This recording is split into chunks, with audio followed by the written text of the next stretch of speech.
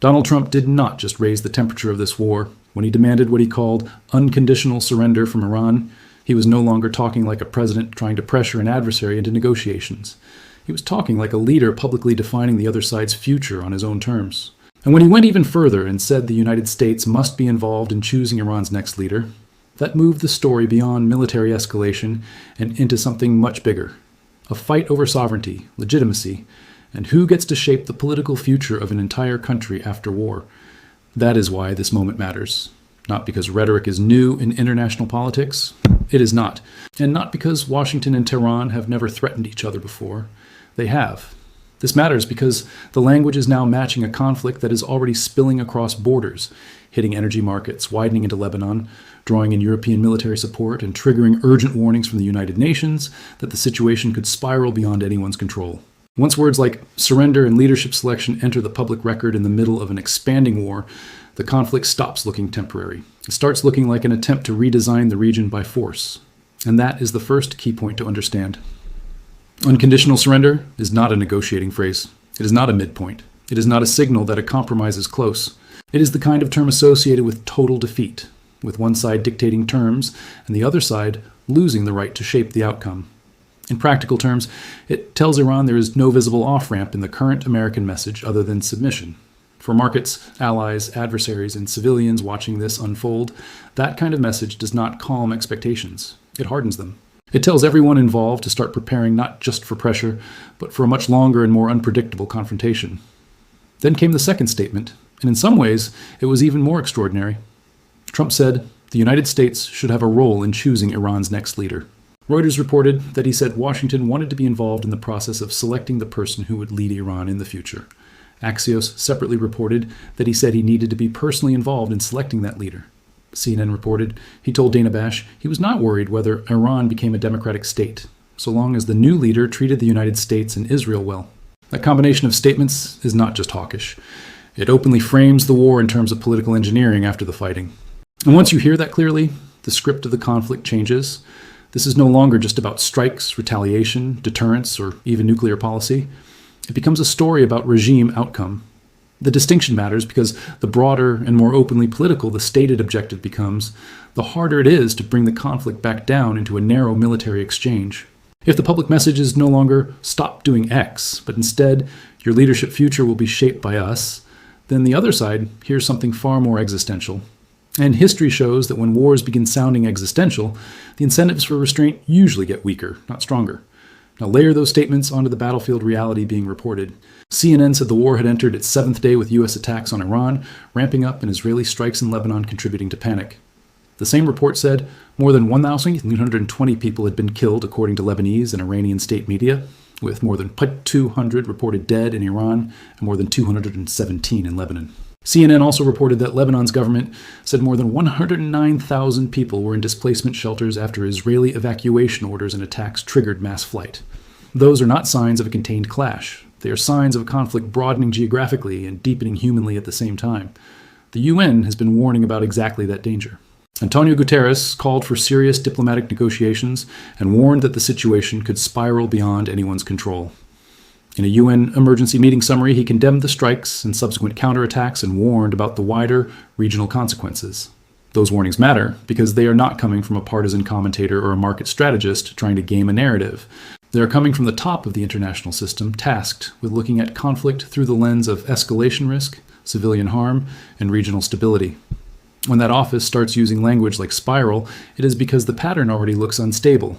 And the instability is not theoretical. It is already visible in the map. CNN reported that Britain, France, and Spain had agreed to provide military support to protect Allied interests, while also showing visible discomfort with the conflict. Italy sent defensive weapons, even as its defense minister criticized the attack on Iran as a violation of international law. Spain called the war an extraordinary mistake. Iran, in turn, warned that European countries joining the conflict would be considered legitimate targets. That is the kind of diplomatic environment where every additional deployment is presented as defensive by one side and escalatory by the other. This is where the energy story becomes impossible to separate from the military story. CNN reported that analysts were warning oil storage tanks across the region were filling up because exports had nearly stopped amid what it described as the effective closure of the Strait of Hormuz by Iran. The same report said U.S. oil prices had surged 31% for the week, and Brent crude 24%, with oil reaching $91 a barrel for the first time since October 2023. Other reporting showed Brent climbing above $92 and logging one of its sharpest weekly jumps in years as fears around Hormuz and Gulf supply disruptions intensified. This is not background noise. It is the economic bloodstream of the conflict. And here is why that matters so much for your audience. Oil is never just about oil. When energy markets move violently, they ripple into transport costs, manufacturing costs, food prices, shipping insurance, airline planning, and inflation expectations. A geopolitical crisis becomes a household story much faster than many people realize. That is especially true when a vital shipping choke point is disrupted, because the market does not wait for every shortage to fully materialize before repricing risk. It starts adjusting the moment traders, insurers, and shipping firms begin acting as though the normal route can no longer be trusted. That repricing is already visible.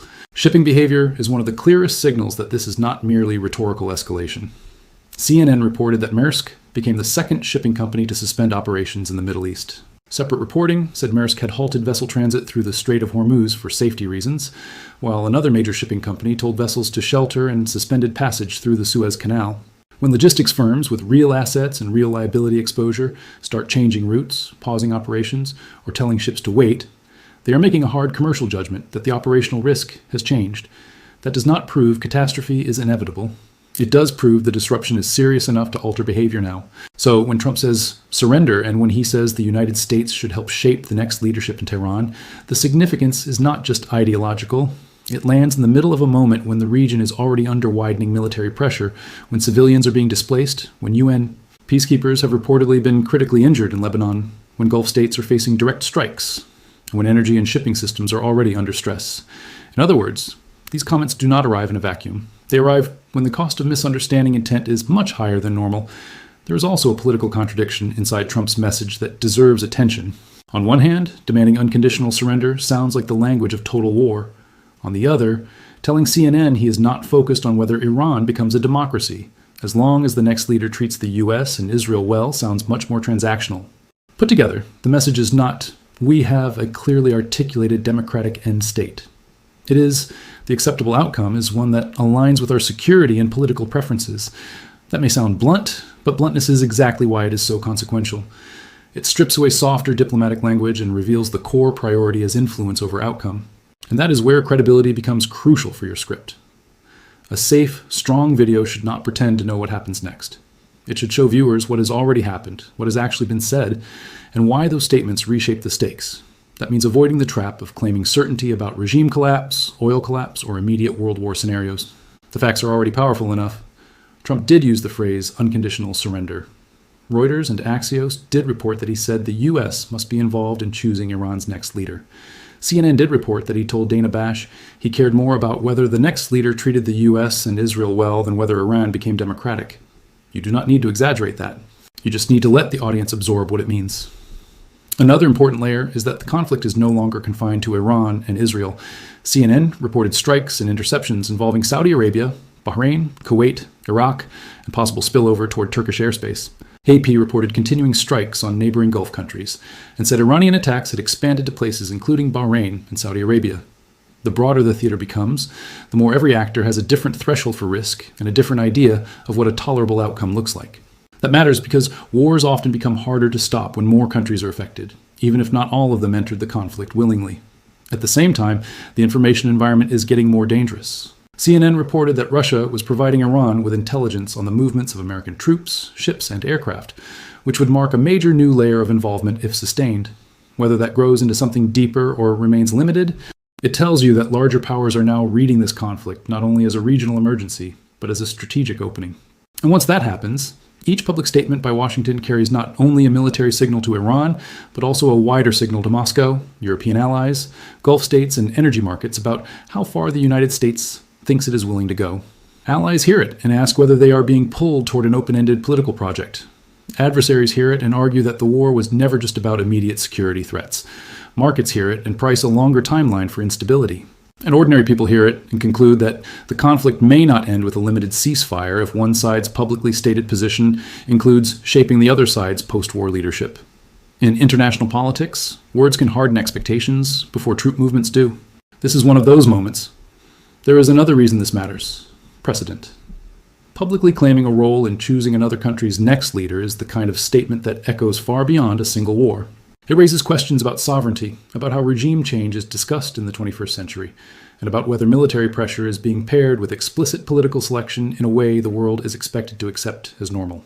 Even countries that dislike Tehran may look at that language and ask what it means for the future of international order if major powers begin speaking more openly about leadership outcomes inside rival states. And yet, for all the heat in the rhetoric, the battlefield itself still resists simple narratives. CNN reported Israeli forces carrying out thousands of strikes and using thousands of weapons, but it also showed the conflict widening into Lebanon and the Gulf, rather than settling into a cleanly contained campaign. AP reported more than 1,130 deaths in Iran, over 200 in Lebanon, and 11 in Israel, along with 6 U.S. troops killed. That is not the profile of a neat or cost-free operation. It is the profile of a war that is already imposing serious human and strategic costs, while the public language around it becomes even broader. So the real question is not whether Trump's comments were dramatic. Of course they were. The real question is what those comments commit the United States to in the eyes of everyone else. Because once a president says surrender is the only acceptable deal, and once he says America should help decide who rules afterward, backing away becomes politically harder. Even if military planners or diplomats later want room to narrow the objective, the public benchmark has already moved. That is the hidden power of language in wartime. It creates expectations that strategy later has to either satisfy or explain away. And this is where a high retention but policy-safe script should make its strongest point. You do not need to tell viewers the world is ending. You do not need to invent countdowns. You do not need to overstate. The verified facts already tell a powerful story. The war has widened, the death toll is mounted, displacement is rising, UN officials are warning about loss of control, shipping routes are being disrupted, oil prices have jumped sharply, and the President of the United States has publicly framed the end state not just in military terms, but in terms of Iran's surrender and future leadership. That alone is enough to hold attention because it reveals a conflict growing more ambitious and more dangerous at the same time. One more layer matters here: the difference between pressure and ownership. A government can apply pressure and still argue it is seeking a limited change in behavior. But once it starts talking about who leads the other country next, it begins taking rhetorical ownership of the political outcome. That changes how success and failure are judged. If the war drags on, if the region destabilizes further, or if the post-war political outcome proves uncontrollable, those earlier statements become benchmarks people return to. They stop being just sound bites and become commitments that critics, allies, and history itself will measure against reality. That is why this story is bigger than one headline. It is about the transformation of war aims in public. It is about what happens when a conflict that may have begun in the language of security becomes openly tied to leadership selection and surrender. It is about how energy markets, shipping routes, diplomacy, and public rhetoric all start reinforcing the same message. This is no longer a crisis anyone can dismiss as local or temporary. Even if the fighting stopped tomorrow, the words used this week would still matter, because they revealed how far the public framing has already shifted. And maybe that is the sharpest way to understand this moment. Trump's demand for unconditional surrender was not just a tougher line. His insistence that the United States should help choose Iran's next leader was not just a provocative aside. Together, those statements publicly fused military escalation with political outcome. They told the world that Washington is not only trying to shape the battlefield, but also talking as if it has a claim on shaping what comes after. In a region already burning, in markets already jumping, and in a war already widening, that is not a minor rhetorical shift. It is the kind of shift that can redefine what the conflict is about. So when people ask what changed, this is the answer. The war stopped sounding limited. It stopped sounding like a campaign with a narrow objective and started sounding like a struggle over surrender, succession, and regional order. That does not tell us exactly what happens next. Nobody honestly knows that yet. But it does tell us why this moment feels different. Because once the conversation becomes not just about strikes, but about who rules after the smoke clears, the stakes are no longer measured only in military terms. They are measured in sovereignty, in credibility, in markets, in civilians displaced, and in whether the region can step back before public rhetoric pushes everyone even closer to the edge.